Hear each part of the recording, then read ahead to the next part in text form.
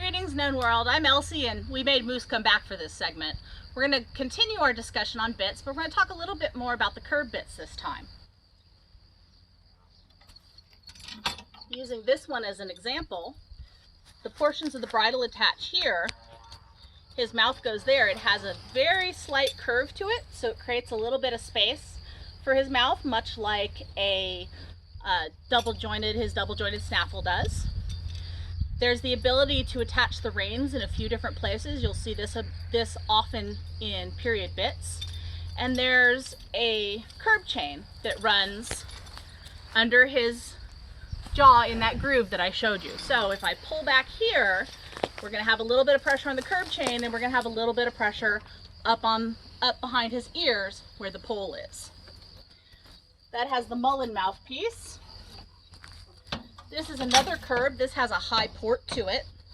So, in addition, we've got the bridle in place on this one. In addition to, if I pull back, you can see that it's creating some pressure there at the pole. I'm changing where the curb strap goes. It also is going to rotate up, and it's going to press against his soft palate and have him open his mouth that way.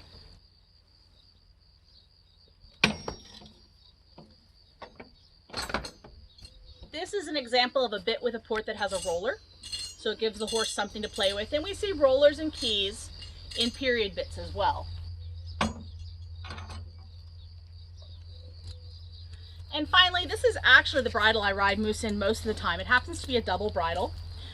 We have examples of snaffles, we have examples of curbs. I haven't actually seen a lot of examples of double bridles, although we do see examples of bits with two reins on them, so that you can work up near the cheek piece where you're not having leverage, and you can work lower down where you have leverage as well. For him, I use the double bridle because I want the joints up on my snaffle, and I want the mullen shape to my curb. So thank you very much, and I hope you're having a good day.